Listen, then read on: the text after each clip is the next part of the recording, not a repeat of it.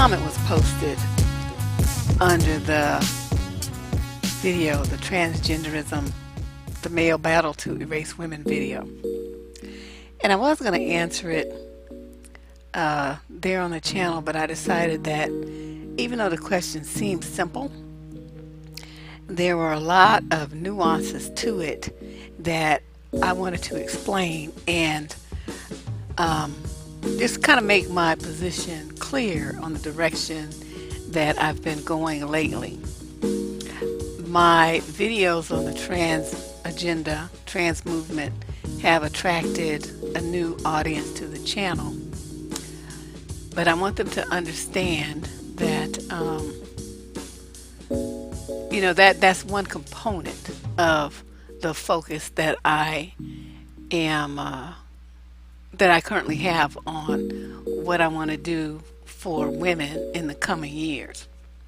So let me start by reading the question. She says that, Deborah, this might be a really stupid question, but do you identify yourself under any political titles? Like, would you call yourself a feminist or any other female empowerment titles? It may be a question you choose not to answer, or it may be a question with an obvious answer, but I was just wondering if you do. As feminists are always talking about the rights of trans people as women and attacking me for defending women against trans women, for example, trans women using change rooms and bathrooms, etc., you don't need to reply if you don't want to, no pressure. So you know what I mean? The question itself it would seem to be relatively simple, but there are many different factors at work here. And so let me go through them one by one. Have a good sit down. Hopefully you have a glass of wine, because this is going to take a minute.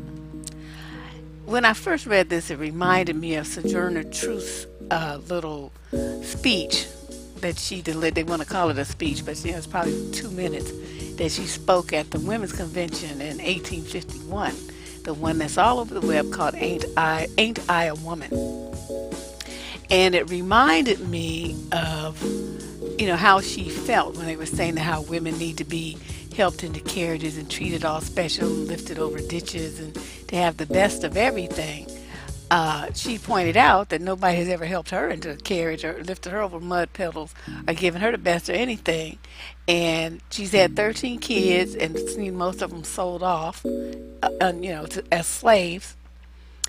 She's worked as hard as a man. She eats as much as a man when she could get it. And she wanted to know what intellect had to do with women's rights or black rights. But the main thing that she talks about, the main sentence that always jumped out at me, is the one where she says, if my cup won't hold but a pint and yours holds a quart, wouldn't you be mean not to let me have my little half measure full? And that's what we're dealing with right now with males, the patriarchal stance that males have, the violence against women, and the attack on women by not only the trans movement but our own government. We have only a pint, but they want that too. They want that.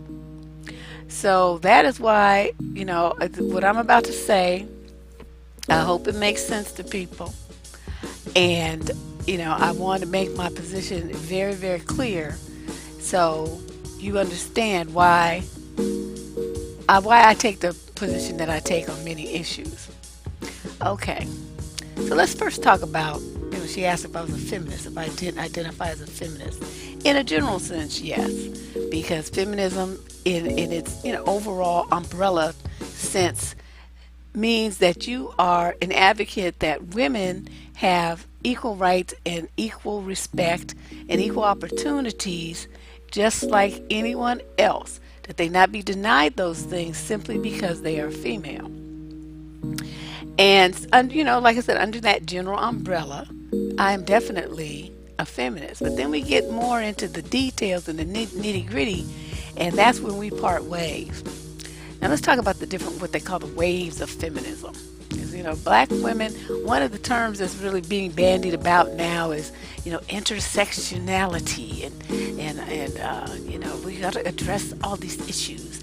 And the modern feminists also include trans women in their in their fight, and I that's ridiculous. There ain't nothing about a man in a dress that should have anything to do with feminism. I don't know what the fuck these women are all tripping about, but see, once they start talking that shit, then I'm out. I don't have nothing to say with them. They're not in any kind of alignment with them at all, and I don't know. They just sound stupid to me. So it's like, you trying to include men in the battle for women, and when you see all the shit that women are up against, you's a dumb bitch. If you sit up there and you want to exert even a microscopic drop of your energy to promoting some shit for a man, you were just the dumbest bitch ever walking the face of the goddamn earth. So I hope that answers your question. No, I'm not a feminist under these kind of this vision that these chicks have. But let's talk about these waves of feminism and how we arrived at the fourth wave, which to me is the stupidest wave. Okay, first wave, women got together in the 1800s.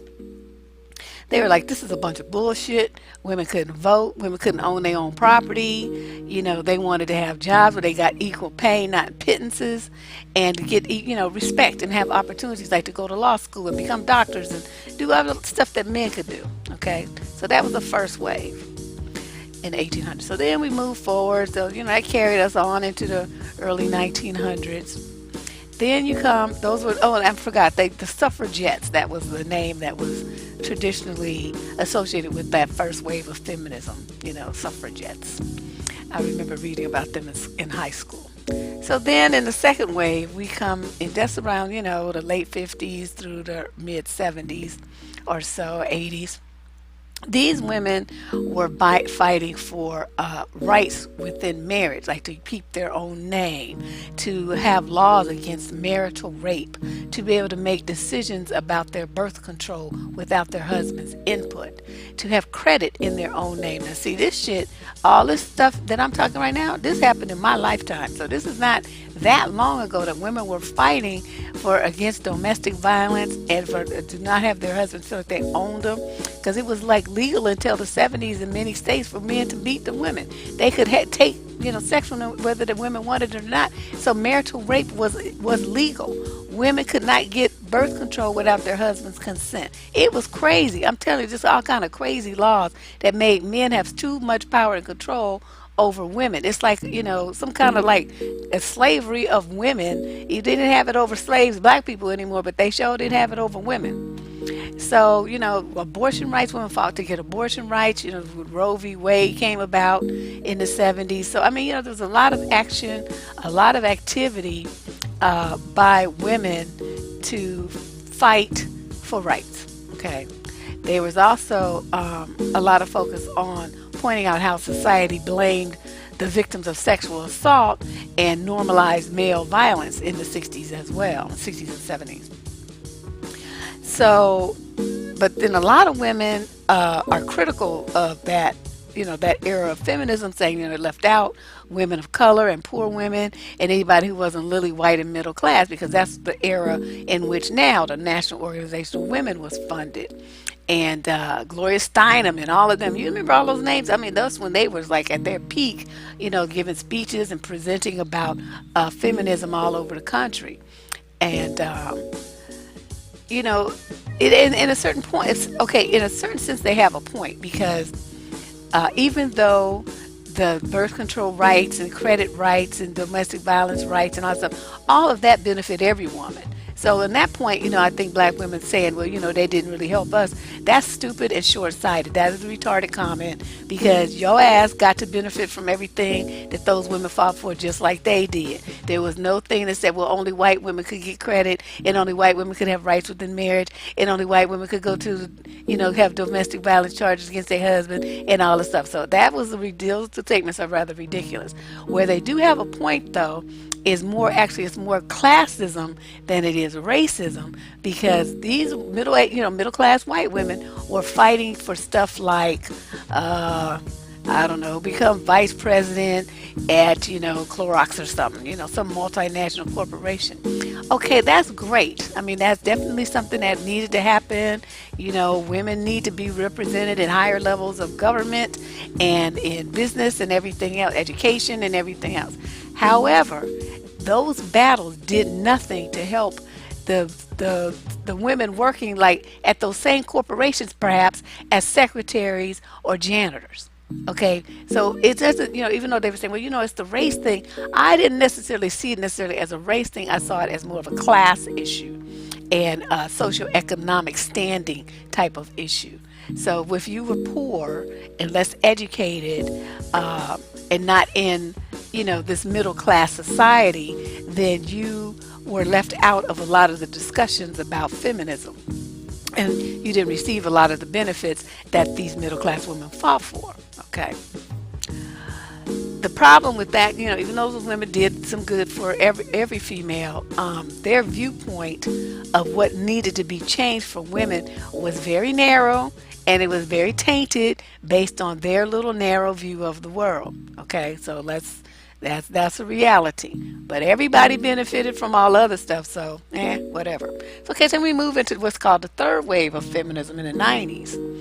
And this is when I forgot too, in the second wave, that's also when there was women was doing stuff like burning bras and fighting against the Vietnam War and throwing out false eyelashes and high heels and stuff, like all the things that we think of as being feminine, they thought of as being stuff that men wanted them to look like and be and all the stuff, so they got rid of all of that. Okay, so that's the second wave. So third wave, and this is in the 90s.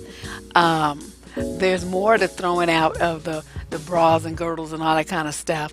But there was kind of a turnaround later, and everybody started wearing like stilettos and makeup and all this stuff. I mean, it was a really interesting kind of a switch that the younger feminists did with the whole feminism movement. It was like their mothers were the ones who were throwing out the bras and the girdles and the high heels and whatever, and these younger women went and sought those things out. It was just really, really kind of interesting.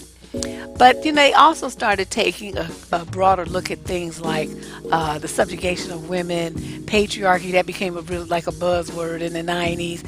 Women were talking more about capitalism, where they used to only talk about bottles and diapers, and they're talking about what's normative heterosexuality and what's a woman's role as a wife and a mother. I mean, all those things became questions, and they were up for examination.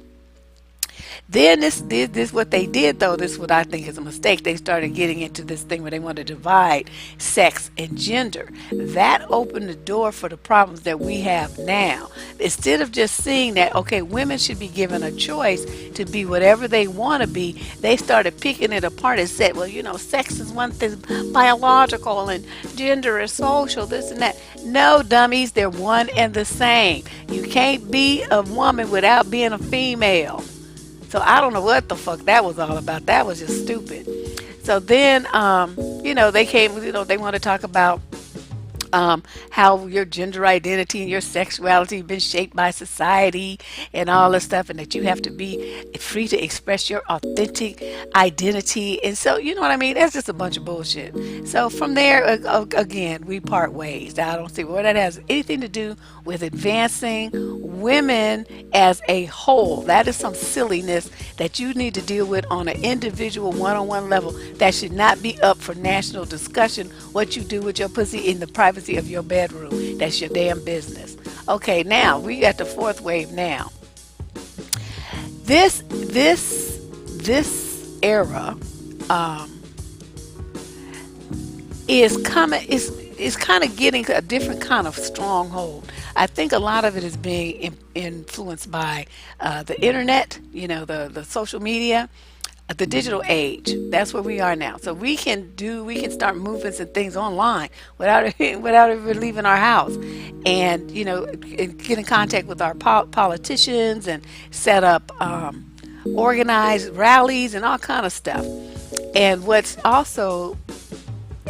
the digital age has also enabled us to do is to have more information faster and to spread it far more widely.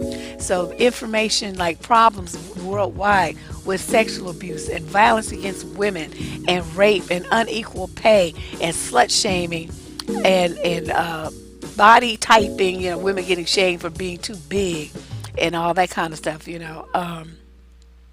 and the issues of women in business and politics. All of these things now we can just find out about at the touch of a button. So there's no more need for it to be hush hush and women sneaking around trying to figure out how to talk about these things. And all of this stuff is wide out. It's just out there. It's just wide open, and it's not. I mean, women are just are really causing a lot of stir because of what's going on in the government. We see laws that helped advance us being used against us and being dismantled right under our faces. The stuff that our mothers and grandmothers fought for, these men now are seeing that they want to take all of those things away. Okay, so we back to Sojourner's Truth's thing. Here's my pint, and you got a quart, but you want my pint too? That's where we are, ladies.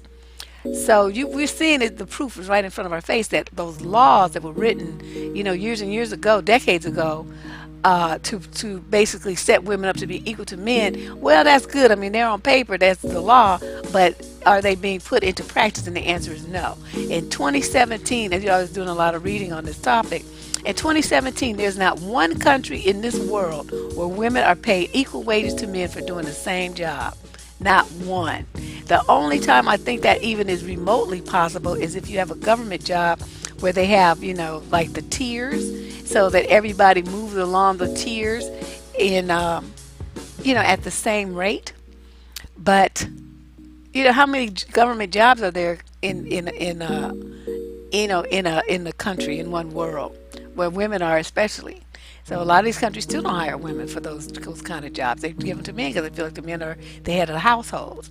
Women also have to deal with, what we call a rape culture, where men feel entitled to women's bodies and women's time and women's focus and attention. And they think that they have a right to harass women and grope women and sexually assault women and girls and even to kill them. So, if the groomers don't give them what they want. So we have to deal with street harassment, we have to deal with sexual harassment, we have to deal with workplace discrimination, we have to deal with body shaming, we have to deal with slut shaming, and all of this happens both on and offline and all over the world. So the digital age has helped, organize us. Certainly it's given our voices a lot of power that we wouldn't have normally had. But it also, on the flip side, gives these men who want to harass women a new tool to use against them as well. So, when you go around the internet, it's very obvious. You can see how many men deeply resent the idea that women have power, that women are advancing, that women have education and strength, and that women don't need them like they used to. The dependent, I can't do anything without you kind of need. They just resent the hell out of that. They can't stand it. And that, this backlash that we have in male violence towards women, I think represents that anger. And when they get upset, they not only do they form these quote men's rights groups, which is really just a bunch of men getting together whining about what women don't, what rights they feel like they have lost to women. But you got to think about the big picture here. What do? They threaten you. They threaten you with bodily harm. They threaten you with gang rape. They call you names like feminazi when you stand up to them. And then around the world, women are dealing with things like female genital mutilation, sex trafficking, domestic violence, and murders by men, the very men who claim that they love us, boyfriends and husbands. So, from where I can see, everything I can see, men are sexist, and they the majority of them seem to hate women, judging by the way that they talk to and treat women. There's no love there. So we get to talk about this stuff like that Me Too movement. That was all on social media. I mean, all that talk and all that discovery was driven on the internet. So you see what a powerful tool it can be for women to organize and to share their thoughts and get themselves together. But this rape culture is something that we really have to deal with, and part of this being trans inclusive in the feminist movement, I think is you're just like condoning the rape culture. They don't even see what they're doing. There's no reason for men with a dick to be in women's restrooms or women's changing rooms. What are you doing? I'm telling you, it's like the normalization of sexual assault for women is so blatant that when these kind of things happen, the women are part and parcel of pushing this stuff through because they've been so indoctrinated into the mindset that this kind of stuff is normal. Being talked to and having men force themselves on you to these women is normal behavior. It's sick and twisted shit. These men are sick and twisted, and the women who promote this stuff, something is seriously wrong with you, that you don't see what you're doing. You don't see what's happening here, and you're just like getting on other women's cases for not being trans inclusive. You're shooting your fucking self in the face. That's what you're doing. It's just so retarded. I just don't understand it. Now let me go over some violence statistics about violence against women. And these aren't trans women. These are real women. Okay? Real women all over the world are suffering these kind of things at the hands of men.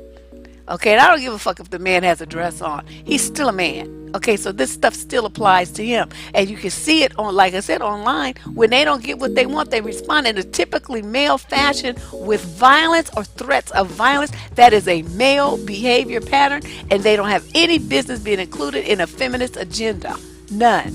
But, let's talk about this. Let's talk about a recent UN report about violence in women and who also. And what's that one down in Atlanta?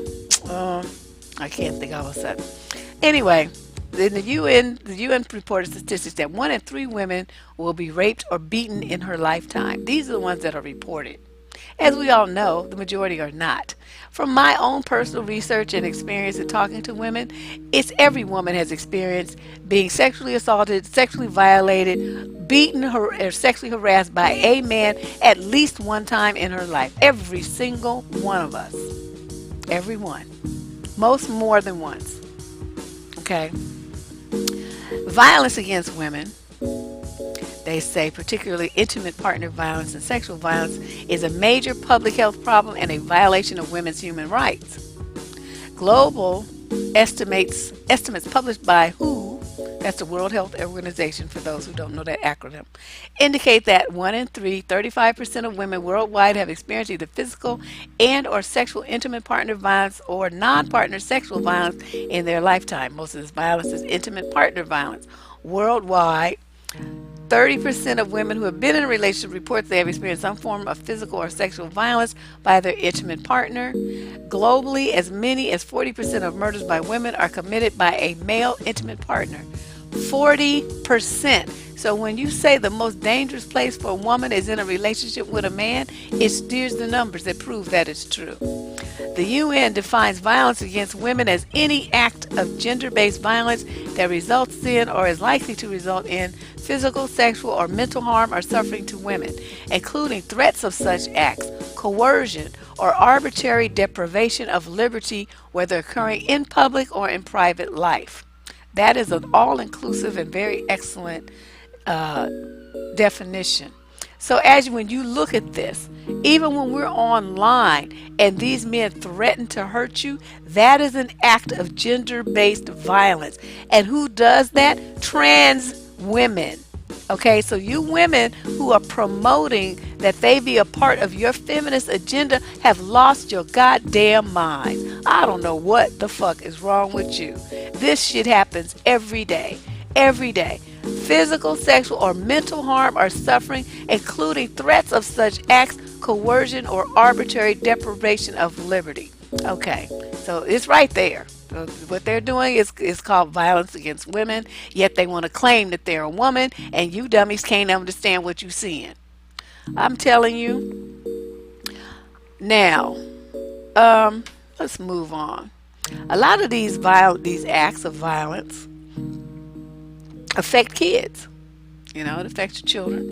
It leads to a high social and economic cost for women, medical costs as well, isolation, mental health problems. They feel trapped. They can have fatal outcomes like homicide or suicide.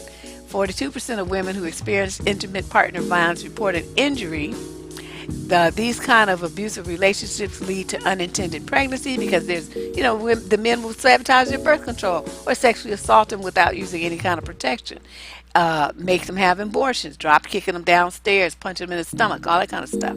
Women develop gynecological problems, STDs, including HIV. And they're also twice as likely to have an abortion. Intimate partner violence during pregnancy also includes the likelihood of miscarriage, stillbirth, preterm delivery, and low birth weight babies. Okay, a lot of miscarriages. The women can have suicide attempts, the PTSD, sleep disorders, eating disorders. They're alcoholics, they're depressed, they start using drugs. They'll have pains all over their body, overall poor health. All of that becomes an issue when you're in a relationship or have to deal with a violent man and you become a victim of violence. Okay, that's just general. Those are overall statistics. Now let's talk about black women. Okay, the CDC, that's what I was talking about. The CDC came out with this study last year, and I remember I must have read it 10 times because I was so fucking horrified. More black women are killed in America than any other race in this country. Even though, as a percentage of the population, black people are 13%. Now, when you take out the kids, I'm sorry, not the kids, the men. So you say we're about 7%. Black women are about 6.5–7% of the United States population. But we are killed more often than anybody else in this country. Why do you think that is? Why? Because black men are dangerous and they're violent. And that is what, they take that out on women. Okay. Now, homicide, like I said, homicide is the leading killer of women from all, ethnic backgrounds. More than cancer, more than auto accidents, plane crashes, whatever. Anyway, any type of statistic, murder of women is the number one cause of death of females. But non-Hispanic black women face a significantly higher homicide rate than other racial groups in the U.S.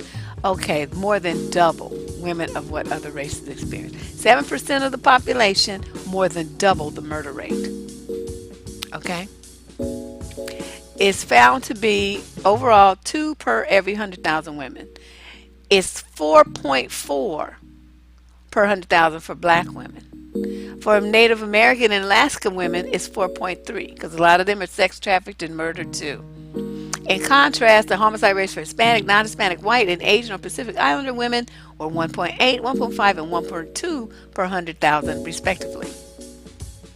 Overall, black and indigenous women were reported to experience rape, stalking, and or physical violence at rates 30 to 50% higher than those experienced by Hispanic, non-Hispanic, white, or Asian and Pacific Islander women.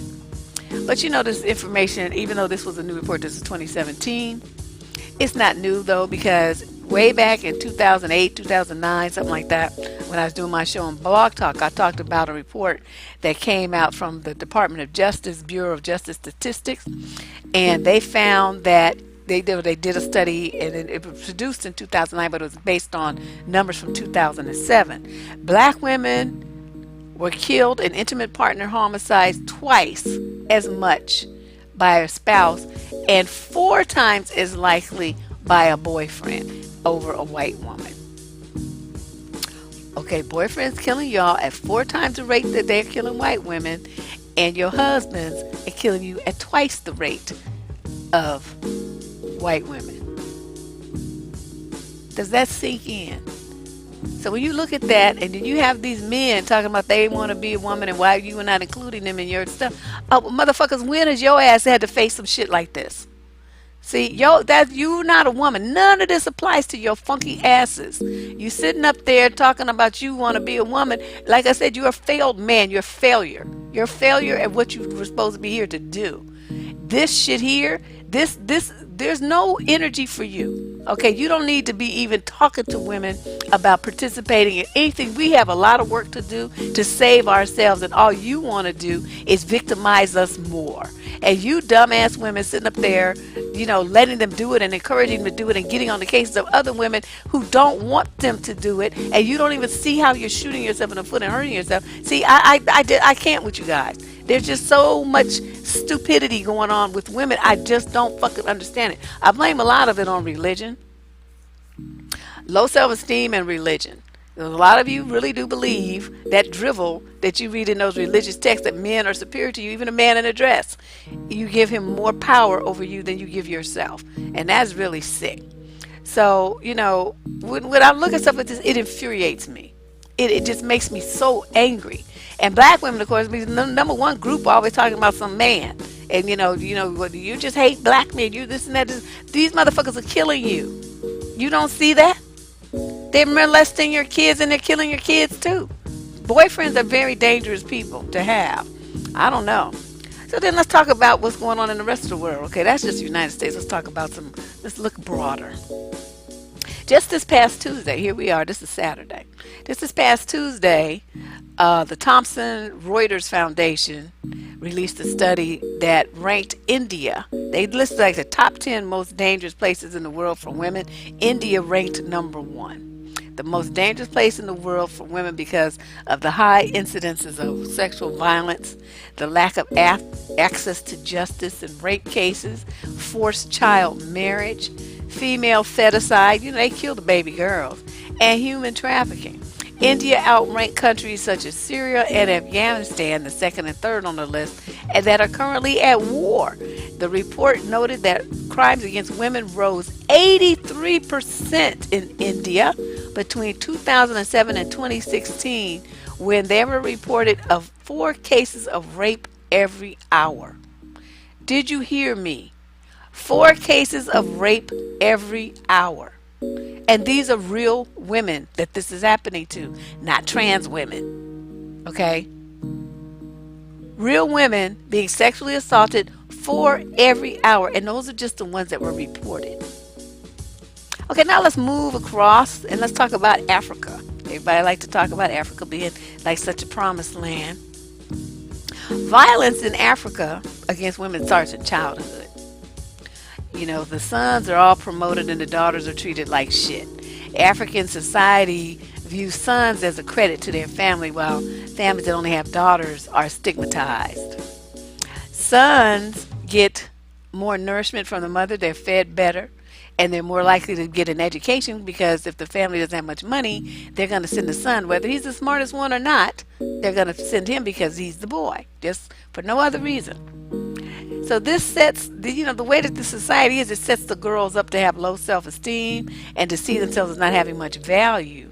And so as they become more, older and start interacting with men, that mentality will carry itself over into their relationships. It also carries over into the minds of the men because they feel so entitled and they feel better because that's how their family treated them while they were growing up. Even though they were full of shit and might be stupid as hell, but they still feel like they're superior to women.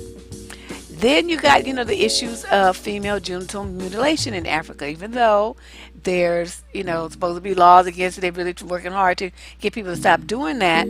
But in certain countries, it's still very, very common. Like in Somalia, over 90% of the girls are reported to have to undergo that procedure, and to 5 or 6% in Uganda. But it's still happening. Even today, it's still happening. And these girls are dying. They're disfigured. They get infections, and then they die. And it's like an acceptable tradition in these countries to treat women like that. What the fuck for? Why would you want to do something like that to your daughter? And also rape, because, you in political, when there's war and political unrest and stuff, women are raped and impregnated by the enemy. That's one thing that they do. And then so when that happens, though, then the women get rejected. It's not their fault that they got abducted and raped. But when they come back and they're pregnant, their families and their communities boot them out because they're pregnant with the enemy's baby. So then what do?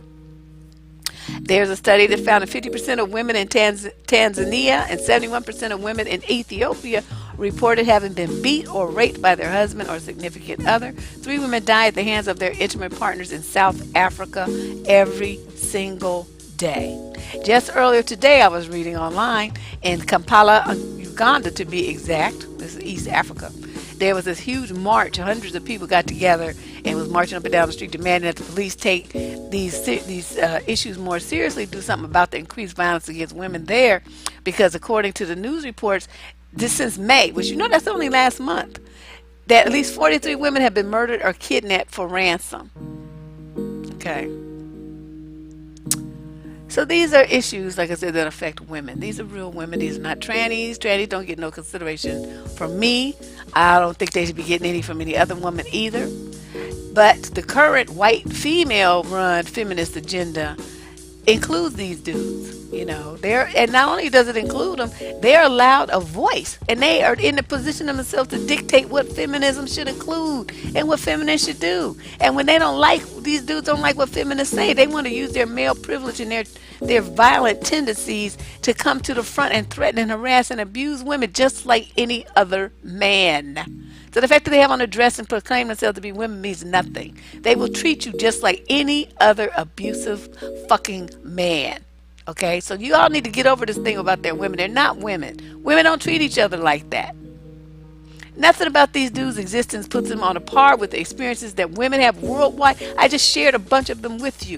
Trannies don't have those goddamn experiences, okay? They don't have that kind of shit to worry about. They can take that wig off any second and pull that dick out of their pants and go right back to being a man anytime they fucking please.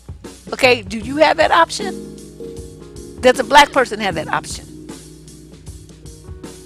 So get all the fucking way out of here with that bullshit. Now let's talk some more about white feminism and why black women are not more invested in supporting this feminist movement. Okay, so look at, they say white feminism is a set of beliefs that allow for the exclusion of issues that specifically affect women of color. If it is a one-size-fits-all feminism where middle-class white women are the mold that others must fit, it's a method of practicing feminism, not an indictment of every individual white feminist everywhere, always. I forgot who was that quote from? I forgot to write down who the name was of the person. Oh well. But I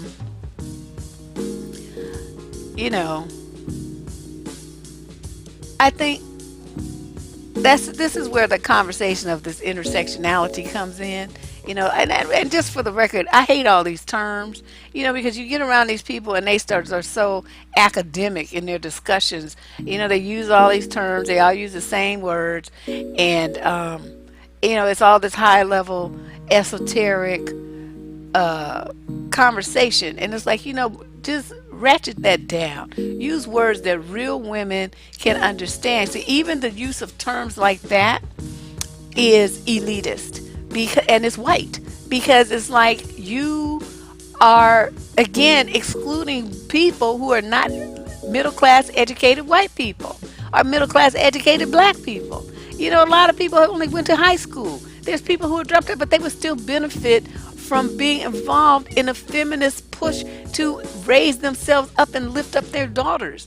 But you start bandying around words on this intersectionality. So, okay, all that kind of stuff. I mean, what is that going to do? It's going to alienate people that understand what the fuck you're talking about.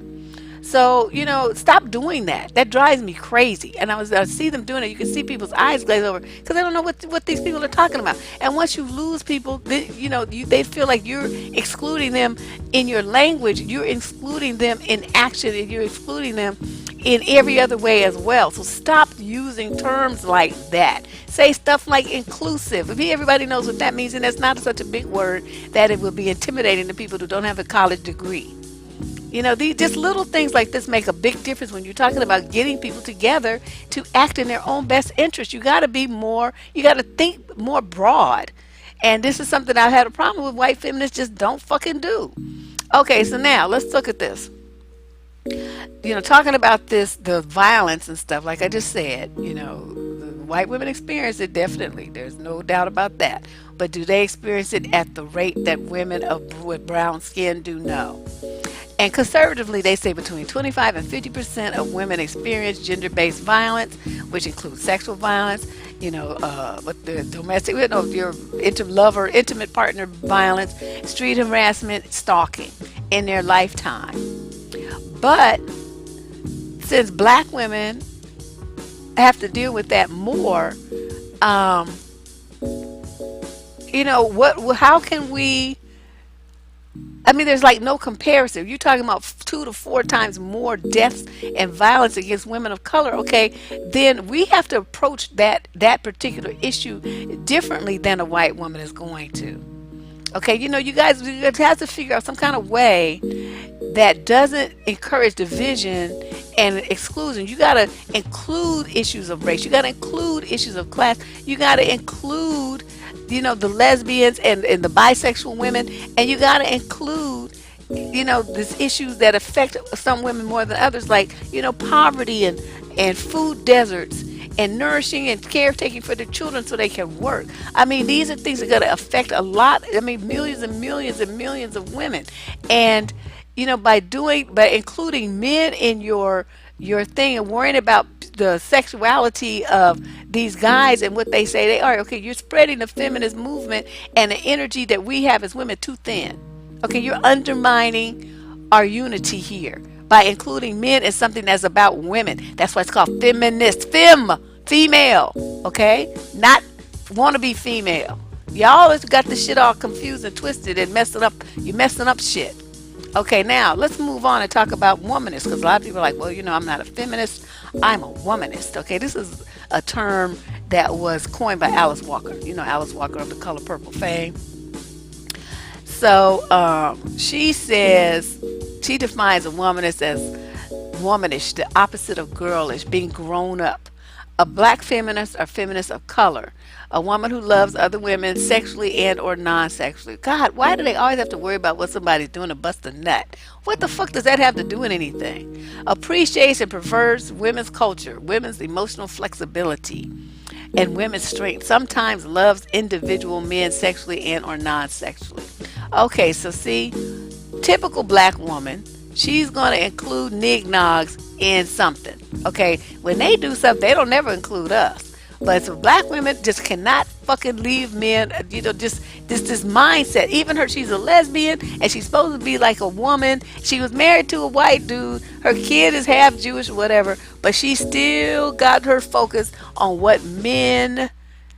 And since she's talking about black women, or black feminists and stuff, then obviously she's talking about black men. Okay, she just can't leave them alone. Just cannot do anything without dragging around some man behind her. This is some bullshit. So, do I want to consider myself to be a womanist? Hell fucking no. Because once she started including men in the battle, and I got to fight for men and fight for women under all the stuff that I just told you what women are suffering at the hands of men. And you want me to worry about some man too? Fuck no, I'm not doing it. So no, I'm not going to be a womanist, and I'm definitely not going to be in one of these crazy feminist things either.